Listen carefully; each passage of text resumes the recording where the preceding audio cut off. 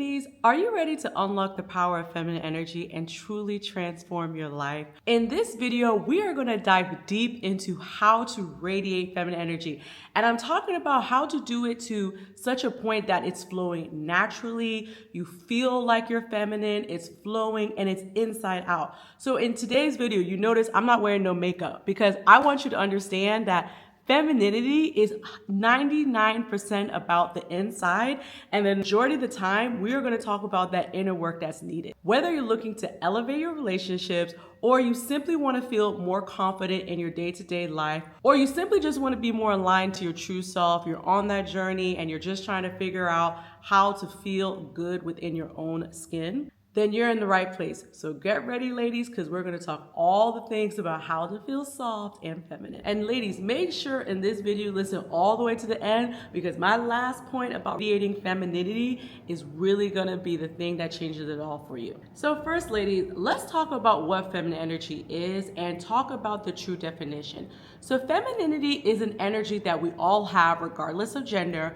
So I know a lot of times women assume that, oh, I'm a woman, I automatically have feminine energy, and men automatically have masculine energy, and that's far from the truth. In fact, all genders have both energies. It's just that in some people, one energy is more pronounced than the other. So a few key things about femininity, and I actually wrote this down because I want to make sure this is very clear, is number one, receptivity and openness, intuition and emotional intelligence, creativity and expressiveness, nurturing and compassion, fluidity and adaptability, and finally sensuality and connection to the body. So all of these elements are what is true femininity, and then masculinity is on the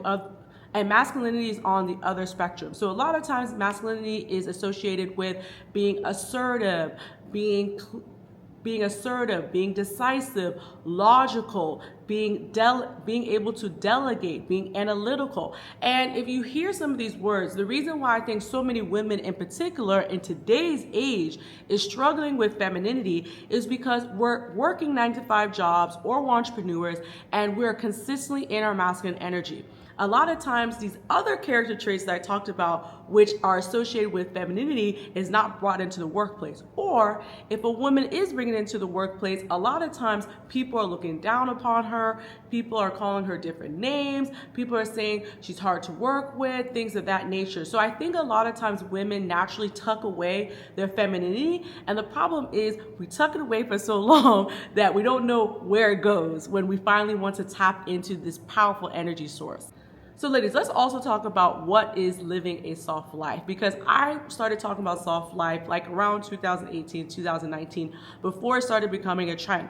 And the truth is, a lot of people now associate soft life with luxury and traveling and princess treatment, when all of these things can be further from what real soft life is. The true soft life is doing a couple of things. So number one, you're able to embrace your vulnerability, right? You're able to have real deep, vulnerable conversations with yourself, and you're able to be self-reflective. You're very clear on your flaws. You're very clear on the shadow work that is needed. You're very clear on just who you are as a person, and you're confident. And you're also able to express the same vulnerability with a man, right? If you're in a relationship, you're able to talk about my fears, the things that make me insecure, the challenges you may be facing, maybe childhood issues that you still are trying to heal. You're able to have those real, honest, and vulnerable conversations with a man or with a friend or with a family member. So that's number one, is fully embracing being your vulnerable self. I know for me, when I started dating my husband, it was very obvious that I had some things I needed to work on. And I felt like a lot of the fight was me trying to control the vulnerability, right? I wasn't really trying to be honest with him about some of the things I was facing and some of the challenges I was dealing with. And I noticed there was a shift in our relationship when I would simply say, you know, this is little Chica really having some challenges right now, or this is little Chica that's afraid, and that's the reason why we had this argument. So a woman who's living a soft life is embracing her vulnerability. The second part of living a soft life is really reveling in self-care and taking care of herself. And self-care is not just doing your nails, it's not just about going to spa every day, it's about taking time to slow down, right? It's about listening to your body, listening to the times that you need to connect to yourself, listening to, you know what, I'm overworking. Because the truth is, and this is a whole nother video we can have, the 9 to 5 does not work for a lot of women. Because basically you're on the clock all the time and you're not even listening to your menstruation cycle, right? And so that's a whole nother conversation we can have, but being able to really delve into self-care and taking care of yourself, and sometimes being a little selfish, right? That is also living a soft life. And then the final part about living a soft life is creating an environment of peace. Ladies, your home has to be your sanctuary, right? Your home needs to be the place where you can just meditate and you can just sit by yourself and you're comfortable, right? I know a lot of women that are watching my video might be single and might be living alone. And I actually think that this is the perfect time to get comfortable in your own skin, because I feel that when you create a peaceful environment, your home is your sanctuary, and you're able to be comfortable living by yourself or just being at peace with yourself, then when you enter a relationship, you're gonna enter a relationship so much stronger. And ladies, here's a bonus tip, especially for those who are dating. I know for me, the thing that really took my relationship with my husband to the next level was when we moved in together and we created our own home, right? And I feel that my husband prides how peaceful and calming our home is.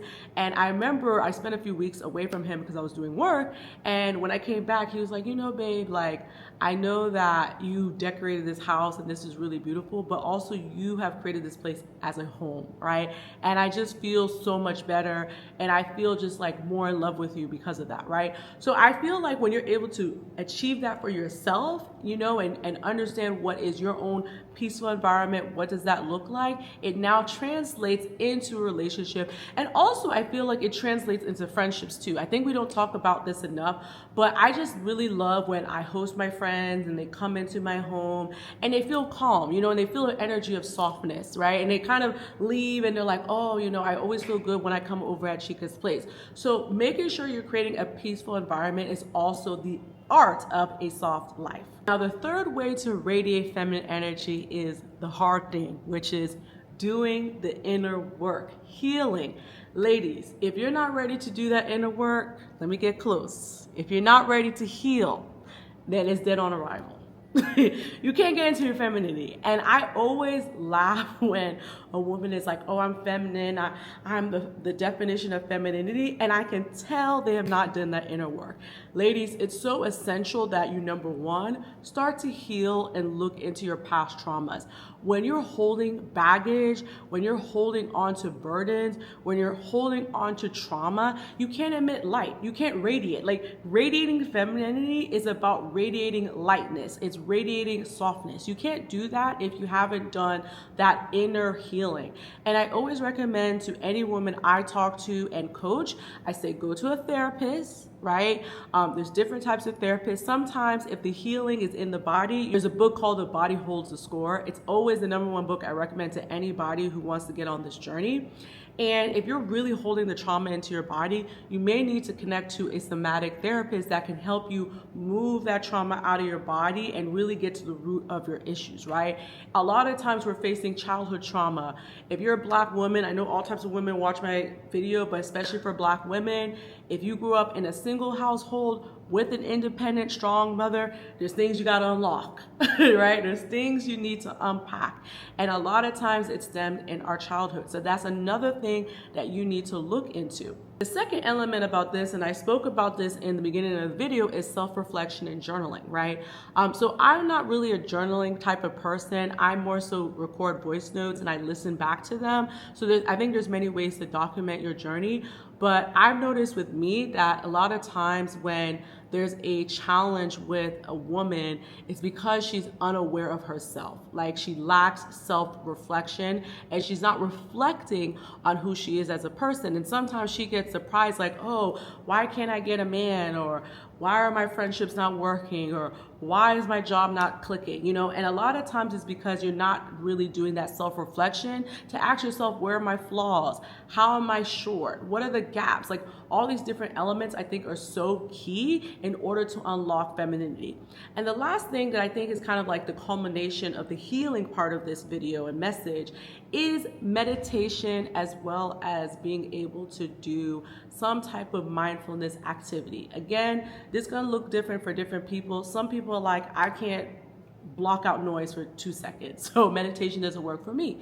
Sometimes it's just breathing, right? Sometimes it's literally like taking a minute to breathe. A lot of us are just and we're not doing deep breaths, right? It could be meditation. There's tons of meditation YouTube videos here for all types of things, whether it's, oh, I'm dealing with anxiety. There's literally meditations around femininity. There's all types of affirmations. I always talk about the power of affirmation. That also is a mindfulness activity. Listen to my podcast. There's a link in my description where I link a bunch of affirmations I've created over the time. But I feel like there's so many different elements around mindfulness, and I feel like mindfulness is like the key to unlock that healing, trauma, as well as that step into self-reflection. Now let's talk about how to actually cultivate feminine qualities, the ones that I talked about earlier in this video. So I think number one is developing emotional intelligence. And I think a key way you can do that is to listen more than to speak, right?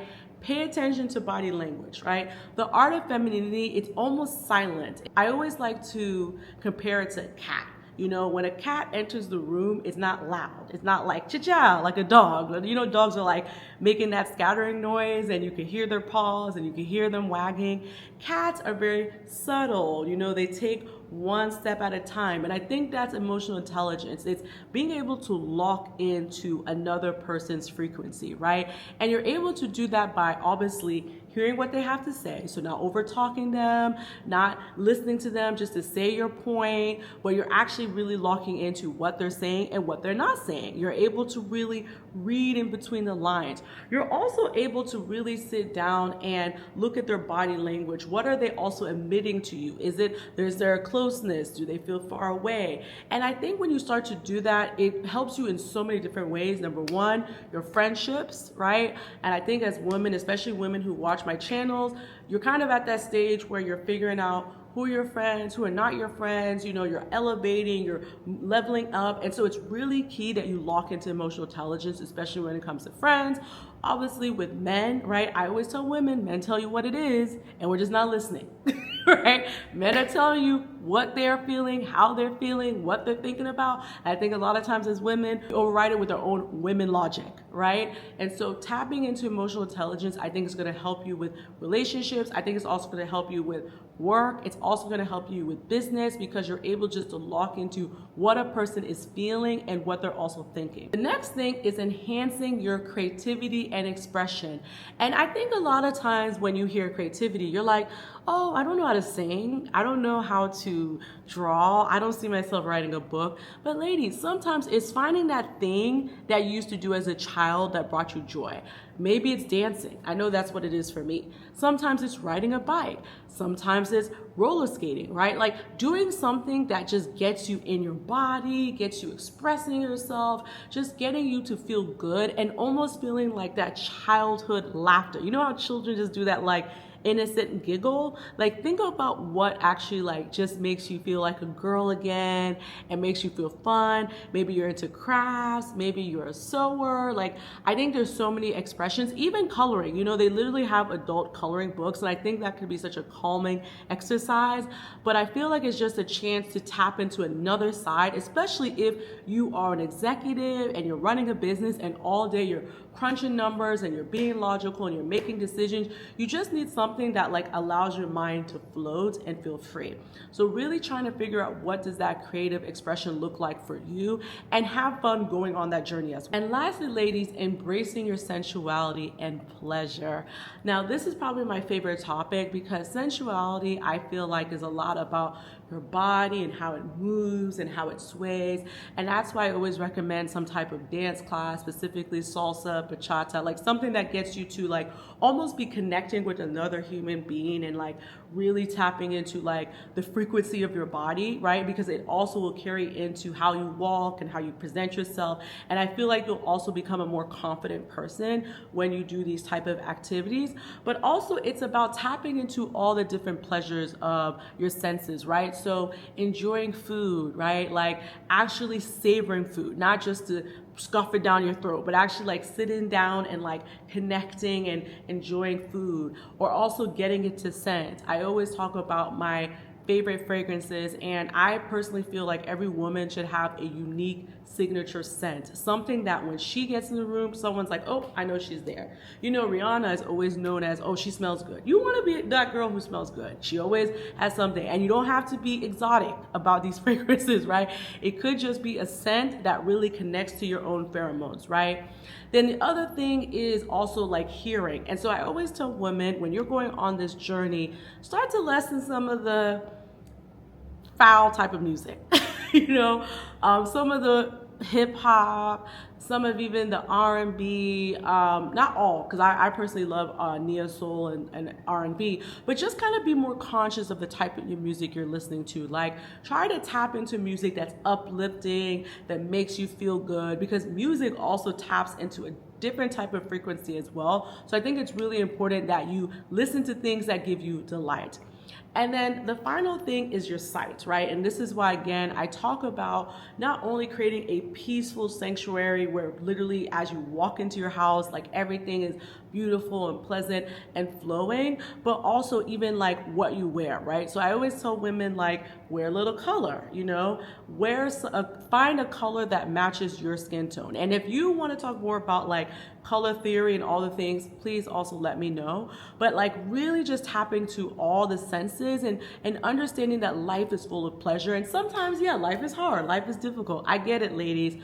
But I feel like a feminine woman is really just tapped into the pleasures of life, and she's a pleasurable person to experience as well. Okay, ladies, the most important part, and I feel like this will change your life for so many different reasons, is strengthening your intuition. Now, ladies, intuition is so important for many different things, and I'll also talk about my personal story around intuition and why it's so important. But strengthen your intuition is so important, ladies, because I feel like as women, we all have wombs, right? And whether we have a baby, don't decide to have a baby, or can't have a baby, I think the womb is this magical center that we all have, and it creates this intuition and this wisdom that I feel like makes us just better than men. I'm sorry, it just gives us an advantage. And I think so many women are so deep in their masculinity that they override their intuition. And a lot of times when I'm coaching women and they're talking to me about the relationship challenges or issues they're having just with their own self-reflection, I can always pinpoint, but your intuition told you something. Your intuition told you that didn't make sense. Your intuition told you that was a red flag. Your intuition told you not to go there.